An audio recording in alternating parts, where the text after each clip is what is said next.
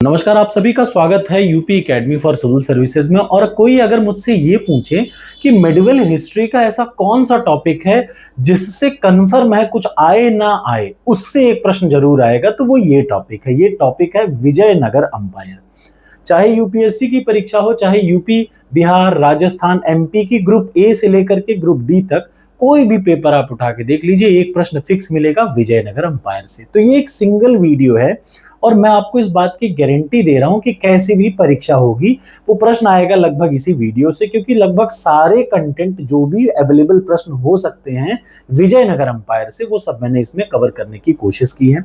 आपसे यही रिक्वेस्ट है कि वीडियो देखने के बाद कमेंट बॉक्स में जरूर बताइएगा कि आपको ये वीडियो कैसी लगी। तो चलिए शुरुआत करते हैं।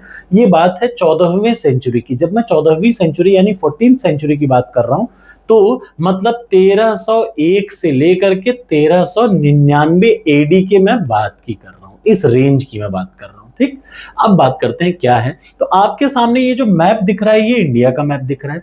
इस इंडिया में आप देखेंगे तो एक तो है नॉर्दर्न इंडिया और एक है southern India, south India. Northern India में यानी उत्तर भारत में जो दिल्ली सल्तनत है, उसका साम्राज्य धीरे धीरे, उसका जो कहते हैं ना कि जो पावर थी वो धीरे धीरे घट रही थी।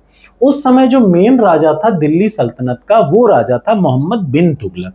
1325 से लेकर के 1351 ईस्वी के बीच में मोहम्मद बिन तुगलक किसका था? दिल्ली सल्तनत का राजा था। और वो एक वीक राजा था। और देखिए, जब कोई राजा वीक रहता है ना, तो उसकी सेंट्रल एडमिनिस्ट्रेशन कमजोर रहती है। उसकी वजह से जो आसपास के राज्य रहते हैं वो सोचते हैं कि चलो हम अपना इंडिपेंडेंट राज्य शुरू करते हैं। तो याद रखिए, 14वीं सेंचुरी में यानी 14th सेंचुरी में साउथ इंडिया में दो किंगडम का जन्म हुआ। एक तो विजयनगर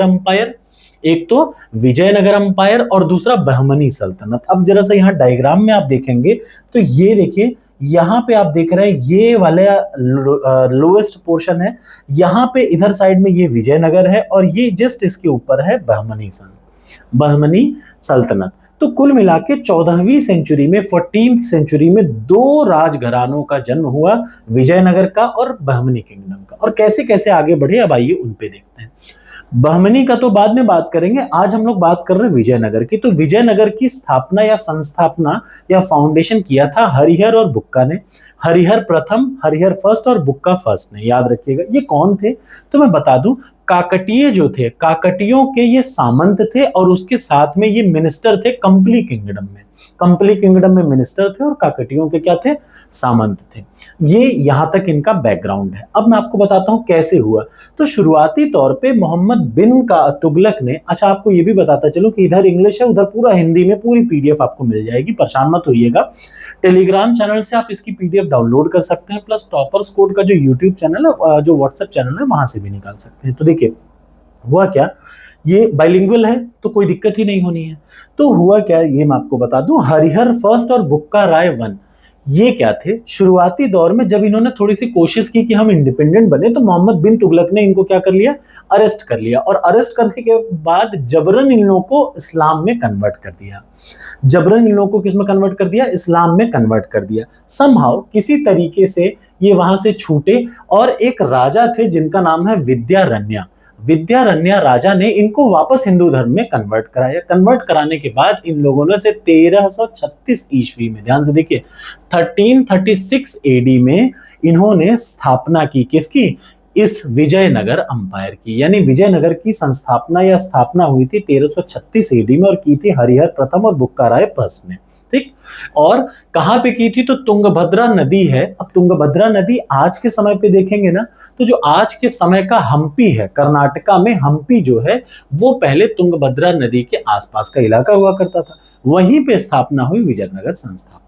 ठीक, वहीं पे विजयनगर की स्थापना हुई। एक और चीज, ये जो विजयनगर के राजा लोग थे ना, ये विरूपाक्ष भगवान के नाम पर राज्य करते थे। यानी ये समझते थे कि ये जो राज्य संभाल रहे हैं, यानी जो इनकी मेन डेटी थे, विरूपाक्ष भगवान थे। विरूपाक्ष शंकर भगवान के एक अवतार है। ठीक, तो ये था इनका शुरुआती बात। अब जल्दी जल्दी से देखिए, हमें कोई पीएचडी तो करनी नहीं है, हमें उतना ही पढ़ना है जितना आपके एग्जाम में सारे प्रश्न को सही कर दे। तो अब आता है कि भैया ठीक है, विजयनगर अंपायर में कितने साम्राज्य थे? तो याद रखिए, विजयनगर अंपायर में 4 डायनेस्टी इंपॉर्टेंट है।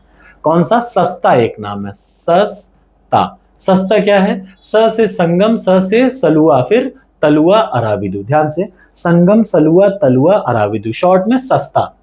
ठीक, सस्ता क्या है? तो ये 4 डायनेस्टीज हैं। सबसे पहला संगम 1336 से 1486, फिर सलुआ 1486 से 1505, फिर 1505 से 1570 तलुआ, और 70 से लेकर के 1646 तक अराविदु। अब वन बाय वन मैं बताता हूं। जो शुरुआत के 2 राजा आप देख रहे हैं, ये हैं संगम डायनेस्टी के, याद रखिएगा। शुरुआत के 2 राजा कौन कौन से? हरिहर फर्स्ट, और उसके बाद बने बुक्का राय फर्स्ट, वही जिन्होंने संस्थापना की थी। ये दोनों सगे भाई थे। ठीक, तो अब इनके बारे में आपको वन बाय वन बताता हूं। तो सबसे पहला राजा जो बना वो थे बने भाई साहब हरिहर फर्स्ट। हरिहर फर्स्ट के बारे में इंपॉर्टेंट क्या क्या एग्जाम पॉइंट ऑफ व्यू से तो बताता चलूं। इन्होंने राज्य की यही विजयनगर संस्था की, ये इसकी जो स्थापना है, विजयनगर साम्राज्य की स्थापना की हरिहर रायवन ने, और अपने भाई के साथ मिलकर के बुक्का राय फर्स्ट के साथ। ठीक, इसने अपने एडमिनिस्ट्रेशन को, अपने प्रशासन को 4 अपने भाइयों में बांट दिया, लेकिन जो बुक्का राय फर्स्ट था उसको अपने से अलावा, जैसे होता ना कि मैं नंबर 1 पे हूं, नंबर 2 पे इन्होंने बुक्का राय फर्स्ट को रखा। तो बड़े भाई ने अपने चारों भाइयों में चीजों को बांट दिया, एडमिनिस्ट्रेशन। और इसकी एक और इंपॉर्टेंट बात है, इसने होसलिया टेरिटरी को भी क्या कर दिया? हरा दिया। मतलब इसने विजयनगर अंपायर में होसलिया टेरिटरी, होसलिया टेरिटरी क्या है देखिए, ये विजयनगर दिख रहा है और उसके जस्ट नीचे होसलिया थी, उसको हरा करके उसको भी अपने कब्जे में ले लिया। किसने? हरिहर प्रथम ने। ये सबसे बड़ा भाई था। ठीक है, और हरिहर प्रथम के बाद क्या हुआ? इसका भाई बुक्का राय प्रथम बना राजा। बुक्का राय प्रथम क्या इंपॉर्टेंट है ये बता दूं। बुक्का राय प्रथम ने मदुरई को जीता, अरकाट को जीता और कोंडाविदु को जीता। सबसे बड़ी बात, इसने जो क्या किया, चाइना के साथ अपने डिप्लोमेटिक रिलेशन बनाए। तो प्रश्न आएगा, चाइना के साथ डिप्लोमेटिक रिलेशन बनाने वाला कौन सा राजा था विजयनगर का? तो बुक्का राय था। ठीक, दूसरी चीज, इसका बेटा था कुमार कंपन। वो बहुत इंपॉर्टेंट आदमी था। क्यों? क्योंकि उसने एक इंपॉर्टेंट रोल अहम किया मदुरई को जीतने में, याद रखिएगा। और एक और इंपॉर्टेंट चीज है बुक्का राय के बारे में, बुक्का राय प्रथम के बारे में जो और इंपॉर्टेंट चीज है वो ये है कि जितने भी इसने मिलिट्रीज के द्वारा विजय पारी, यानी जो इनके मिलिट्री कैंपेन्स थे, वो एक किताब जिसका नाम था मधुरा विजयम, मधुरा विजयम, उस बुक में लिखा गया। और उस बुक को लिखा गया है, किसने लिखा? गंगांबिका ने, गंगांबिका ने लिखा। ठीक, तो ये 2 राजा थे किसके? सबसे पहले वाले संगम के। फिर आएगा क्या? संगम के बाद सलुआ। तो ये जो आप देख रहे हैं देवराय द्वितीय, देवराय सेकंड, याद रखिएगा, देवराय सेकंड 1424 से 1446 तक राज किया। और ये जो दूसरा वाला डायनेस्टी है सलुआ, सलुआ डायनेस्टी के थे ये कौन? देवराय सेकंड। ठीक, तो अब सलुआ डायनेस्टी के जो देवराय थे, इनका एक फेमस नाम था गजबेटकरा। गजबेटकरा मतलब इन्होंने एक हाथी को मार दिया था, एलिफेंट हंटर, इसी वजह से इनको इस नाम से जाना जाता है। अब इनके बारे में 4 इंपॉर्टेंट चीजें हैं। सबसे पहला, इन्होंने अपने ऊपर जो बहमनी आपको शुरू में दिखाया था उसको इन्होंने हराया और रेड्डी किंगडम को हरा दिया, पहला काम।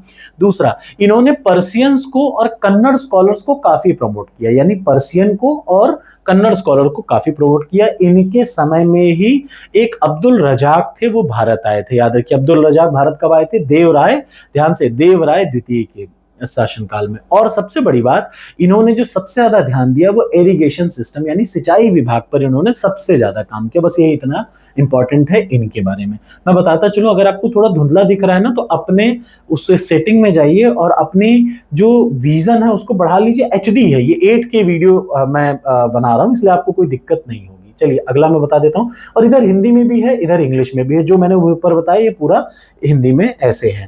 ठीक, ये पीडीएफ आपको टेलीग्राम चैनल पर फ्री ऑफ कॉस्ट मिल जाएगी, और इसके अलावा जो व्हाट्सएप है वहां पे भी आप ले सकते हैं। अब मैं बता देता हूं सबसे इंपॉर्टेंट, सबसे पहले हो गया संगम, फिर सलुआ हो गया। अब तलुआ डायनेस्टी, जो तलुआ डायनेस्टी थी उसके जो महान राजा थे वो कृष्णदेव राय थे। कृष्णदेव राय 1509 से 1530 एडी तक इन्होंने राज किया। आपको ये मैं बताता चलूं कि पूरे विजयनगर अंपायर का जो सबसे फेमस राजा था वो यही था। Krishnadev Rai was the famous among all kings of Vijayanagar empire. तो चलिए इनके बारे में जानते हैं। तलुआ डायनेस्टी के थे और ये बाबर के कंटेम्परी थे। यूपीएससी ने 2 बार पूछ रखा है कि बाबर का कंटेम्परी कौन सा था विजयनगर का राजा, तो इसीलिए मैंने मेंशन कर दिया कि बाबर के जो कंटेम्परी थे वो यही थे, कृष्णदेव राय। और इनके शासनकाल को बोलते हैं गोल्डन एज ऑफ विजयनगर। बहुत इंपॉर्टेंट है। अब इन्होंने क्या क्या काम किया, तो इन्होंने मिलिट्री अचीवमेंट क्या किया, बीजानगर को जीत लिया, गोलकुंडा को जीता, उड़ीसा को जीता, रायचूर, दुआपूरा, मतलब इन शॉर्ट में आपको बताऊं तो कृष्णा नदी से लेकर के तुंगभद्रा नदी के बीच के सारे इलाके को इन्होंने जीत लिया। एक और बड़ी चीज, जो इन्होंने जो साउथ इंडिया का पूरा पोर्शन है, मतलब साउथ इंडिया पे पूरी तरीके से इन्होंने अपना डोमिनेंस क्रिएट कर दिया, पूरा का पूरा साउथ इंडिया इन्होंने अपने कब्जे में ले लिया। इसके अलावा इन्होंने और क्या क्या किया, इन्होंने फ्रेंडली रिश्ते बनाए किसके साथ, पुर्तगालियों के साथ, और पुर्तगालियों को इन्होंने अपने यहाँ बसाया भी, कहाँ पे, बाटकल में। कहाँ पे बसाया, बाटकल में, और उनके साथ रिश्ते अच्छे किए। इनकी सबसे बड़ी बात थी, इन्होंने नेवी पे बहुत काम किया। किस पे, नेवी पे इन्होंने सबसे ज्यादा काम किया। प्लस लिटरेचर पे इन्होंने बहुत ध्यान दिया, तेलुगु को, संस्कृत को, कन्नड़ को और तमिल को इन्होंने काफी प्रमोट किया। अष्ट दिग्गज आपने सुने होंगे ना कि भाई बाबा के अकबर के नौरत्न थे, ये सब कहां से प्रेरित हुए, और पहले देखिए विजयनगर में अष्ट दिग्गज हुआ करते थे। अष्ट दिग्गज मतलब कृष्णदेव राय के शासन में इनके राज्यसभा में अष्ट दिग्गज रहते थे, 8 ग्रेट पोएट्स रहते थे। उसमें अलासनी एक थे, अलासनी ने मनु चरितम लिखा है। मनु चरितम लिखा है किसने, अलासनी ने, वो भी एक फेमस क्या थे, पोएट थे। इसके अलावा इन्होंने तेलुगु क्लासिक में क्या लिखा है, ये है अमुक्ता मलादा, ठीक, अमुक्ता मलदा। और संस्कृत ड्रामा जो है क्या है, जम्बावती कल्याणम। कल्याणम का मतलब शादी होती है साउथ इंडिया में, ये भी याद रखिएगा। इन्होंने आर्किटेक्चर क्या क्या बनवाया, तो इन्होंने विजय महल बनवाया, हाउस ऑफ विक्ट्री, इन्होंने हजारा राम टेम्पल बनवाया, और विठल स्वामी टेम्पल भी इन्होंने ही बनवाया विजयनगर से। 3 इंपॉर्टेंट ये क्या है, ये वो है आर्किटेक्चरल मैन्युफैक्चरिंग या फिर आर्किटेक्चरल अचीवमेंट इनके थे। और दूसरा, इन्होंने नागलापुरम एक नया शहर बसाया आंध्र प्रदेश में अपनी माँ के नाम से। इनकी माँ का नाम था क्या था, नागला देवी, तो इनकी मेमोरी में इन्होंने ये बनाया। तो ये थे सबसे इंपॉर्टेंट कृष्णदेव राय किसके, विजयनगर के। तो अगर कभी कोई प्रश्न आता है तो विजयनगर से सबसे ज्यादा प्रश्न इन्हीं से आता है, और बस यही इतना प्रश्न आता है, इसके अलावा कभी कुछ नहीं आता। ये सब मैंने हिंदी और इंग्लिश में कवर कर रखा है। अगला मैं आपको बता दूं, सदाशिव राय और तिरुमला देव राय। कौन कौन सा हो गया, संगम हो गया, सलुआ हो गया, तलुआ हो गया, अभी तक तलुआ बीत गया। अब ये जो है, यहां से देख लीजिए, ये जो थे, ये कौन थे, अब आप ऐसा समझिए, ये थे लास्ट तलुआ। कौन से, लास्ट तलुआ, यानी सदाशिव राय तलुआ डायनेस्टी के लास्ट शासन काल में राजा थे। सबसे बड़ी बात ये मैं आपको बताता चलूं कि इस समय जब ये राज करते थे तो मेन पावर इनका एक फ्यूडेटरी था अलिया, उसके पास, अलिया राम राय के पास चली गई थी। ये नाम मात्र के सुल्तान थे और कुछ नहीं था। इनकी सबसे इंपॉर्टेंट चीज क्या है, इन्हीं समय ये सदाशिव राय 1542 से 1565 के बीच में ही बैटल ऑफ तालिकोटा हुआ 1565 में, ये सबसे इंपॉर्टेंट है। उसके बाद अगले आते हैं, कौन है, तिरुमला देव राय। ये तिरुमला देव राय सबसे लास्ट में जो अराविदु के संस्थापक थे, याद रखिए मैंने बताया था ना 4 डायनेस्टी, संगम, सलुआ, तलुआ, अराविदु, सस्ता, उसमें जो ता वाला थे ये कौन था, तलुआ, मतलब सबसे लास्ट कौन सा, अराविदु के ये संस्थापक थे। ठीक, इनकी खास बात एक ही चीज थी, इन्होंने विजयनगर की जो राजधानी थी वो कहां से कहां शिफ्ट कर दी, वो विजयनगर से हटा करके पेनुकोंडा कर दी। ठीक, पेनुकोंडा शिफ्ट कर दी। अब सबसे लास्ट रूलर आता है पूरे विजयनगर के, आखिरी रूलर थे वेंकटा थर्ड, 1600 से 1686 तक। उसके बाद ये डिसइंटीग्रेट हो गया। ठीक, इंटरनल फ्यूड, मुगलों ने फिर धीरे धीरे, देखिए मुगल साम्राज्य नॉर्थ इंडिया में आ रहा था तो वो सब इन लोगों को खत्म कर डाले, और 1646 में फाइनली पूरा का पूरा विजयनगर किंगडम खत्म हो गया। तो ये सिंपल सा था, 1336 से 1646 तक का पूरा डेटा मैंने आपको दिया। अब मैं आपको एडमिनिस्ट्रेशन बताता हूं जो सबसे जरूरी है, एडमिनिस्ट्रेशन और पॉलिटी, प्रशासन कैसा था। याद रखिए, जो मोनार्कियल सिस्टम था, यानी राजा सबसे पावरफुल था, किसमें, पूरे के पूरे ये विजयनगर अंपायर में जो सबसे पावरफुल था, एब्सोल्यूट सारी पावर राजा ने अपने हाथ में ली थी। हाँ, काउंसिल ऑफ मिनिस्टर थे, but all power was vested in the king only. दूसरी चीज, जो एडमिनिस्ट्रेटिव डिवीजन था, सबसे ऊपर मंडलम यानी प्रोविंस, राज्य, मंडलम के बाद मंडलम, नाडु, स्थल, और लास्ट में ग्राम। याद रखिएगा, मंडलम, नाडु, स्थल और ग्राम। सबसे ऊपर मंडलम माने राज्य, उसके बाद नाडु का मतलब डिस्ट्रिक्ट, उसके बाद स्थल का मतलब सब डिस्ट्रिक्ट यानी टाउन एरिया, और सबसे लास्ट में गांव यानी विलेज। ठीक, अब 2 थे, एक थे नायक और एक थे आमरण सिस्टम। नायक कौन थे, जिनको सैलरी मिलती थी, और आमरण सिस्टम क्या थे, वो सारे नायक थे, वो सारे मिलिट्री के एजेंट्स थे, जिनको जमीन के मतलब इनको जमीन दे दी जाती थी, बदले में ये अपने साथ क्या करते थे, सोल्जर कैरी करते थे। जो लैंड रेवेन्यू था 1/3 था, जो भी प्रोड्यूसर 1/3 to 1/6 था। ठीक, ये इंपॉर्टेंट है। और इसके बारे में आपको एक और बात बता दूं, इस समय जो सोसाइटी की बात थी तो 3 स्तरों पर पूरा का पूरा समाज जो विजयनगर के समय में बटा था, 3 टाइप का था category, noble class, middle class और कॉमन कॉमन पीपल, यानी 3 कैटेगरी थी। नोबल का मतलब जितने भी अपर क्लास है, मिडिल क्लास का मतलब सारे ट्रेडर्स और आर्टिशियन आते थे मिडिल क्लास में, और जितने फार्मर और लेबर्स थे वो सब आते थे कॉमन में। औरतों की क्या स्थिति थी ये भी जान लीजिए। तो चाइल्ड मैरिज हुआ करता था, सती प्रथा हुआ करता था, लेकिन औरतों को पॉलिटिक्स में इन्वॉल्व होने दिया जाता था। ठीक, और रिलीजियस क्या थी स्थिति थी, मैं आपको बताता चलूं कि जो विजयनगर अंपायर थे वो शैव धर्म के और वैष्णविज्म दोनों के वो थे, याद रखिएगा। ये पेट्रोनेज ऑफ शैविज्म और वैष्णविज्म दोनों के थे। ऐसा नहीं था कि सिर्फ ये अपने ही धर्म के थे, मुस्लिम जितने थे, मुस्लिम समाज भी इस समय हाई पॉइंट पे था, मतलब उस समय इनके यहाँ काम करता था। अब आर्किटेक्चरल बिल्टअप के बारे में बता दूं तो इन्होंने जो अपना आर्किटेक्चर मंदिर वंदिर बनवाते थे किस तरीके का बनवाते थे, तो इंडो इस्लामिक और द्रविडियन दोनों का मिक्सचर बनवाते थे। जैसे कल्याण मंडपम यानी जहां शादी होती थी वो होता था, पिलर्ड हॉल हुआ करते थे, और राय गोपुरम, ये सारे इनके यहाँ हुआ करते थे। ये 3 नाम है इसलिए मैंने प्रॉपर इसको मेंशन कर रखा है। अब सबसे लास्ट में आपको बताता चलूं कि ये एक बार फिर से मैंने इसका मेंशन कर रखा है, ये विजयनगर डायनेस्टी दिख रही है। ठीक, पहले क्या था देखिए, नीचे का पार्ट पहले क्या था, पहले विजयनगर बना, विजयनगर के साथ साथ यहाँ क्या बना, वो एक और बना, बहमनी बना। धीरे धीरे विजयनगर यहां से यहां तक फैला और यहां से यहां तक पूरा साउथ इंडिया विजयनगर ने कवर कर लिया। किसके समय पे, कृष्णदेव राय के समय पर। और सबसे लास्ट और सबसे इंपॉर्टेंट चीज मैं आपको बताना चाह रहा हूं जो आपको याद रहना चाहिए, ये स्ट्रक्चर बनाए गए इनके समय पे। विट्ठल स्वामी टेम्पल, मैंने बताया था ना, विट्ठल स्वामी टेम्पल बनाया गया, म्यूजिकल पिलर, याद रखिएगा, म्यूजिकल पिलर और स्टोन चैरियट यहाँ बनाए गए। और हजारा रामास्वामी टेम्पल हम्पी में है, ये किसने बनाया, रामायण थीम पे बेस्ड है। विरूपाक्ष टेम्पल हम्पी में, ये क्या है, oldest functioning Shiva temple, Virupaksha temple. ये सब किसने बनाया, ये सब इन्हीं लोगों ने बनाया। इनके समय की पेंटिंग भी बहुत फेमस है, इनका डिक्लाइन भी बहुत माना जाता है कि इनके कन्फ्लिक्ट बहमनी से हो गई, बीजापुर कोलकुंडा हर जगह से हो गई, इस वजह से ये डिक्लाइन कर गए। ठीक, और मैं बता दूं महानवमी डिब्बा यानी हम्पी में ये क्या गया था, रॉयल सेरेमनी के लिए बनाया गया था।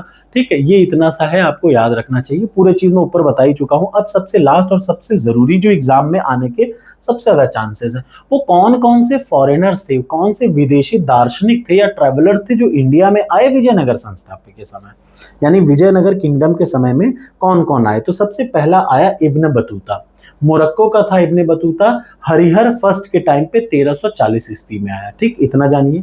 निकोलस दी कोंटी, निकोलस कोंटी इटली का था और देवराय फर्स्ट के समय में 1420 में आया। अब्दुल रजाक पर्सियन था, देवराय द्वितीय के में 1440 में। ठीक, उसके बाद फिर क्या है, बारबोसा आया, पोर्चुगीज था, कृष्ण देव राय 1510 में, इंपॉर्टेंट है। अगला ये क्या है, डोमिंगो आया, वो भी पोर्चुगीज था, कृष्णदेव राय में 1510 में ही आया। और सबसे बड़ा नूनिज एक पुर्तगाली था, और ये कब आया, ये अच्युत देव राय के समय में आया। आपको इतनी चीजें पता हैं तो आप एग्जाम में कोई गलती करेंगे ही नहीं। इधर इन लोगों के कुछ इंपॉर्टेंट चीजें भी बता रखी है, बट यही मैक्सिमम चीजें हैं जो आपको याद रखनी है विजयनगर किंगडम से। आशा है आपको ये वीडियो अच्छी लगी होगी। मैं आशा ये कर रहा हूं कि कमेंट बॉक्स में जरूर कमेंट करें कि कैसी लगी वीडियो। प्रीलिम्स और मेंस के लिए इससे ज्यादा ना कभी आया है ना कभी आएगा, और आप इतने में ये प्रश्न जरूर सही कर सकते हैं। वीडियो अच्छी लगे तो लाइक करिए।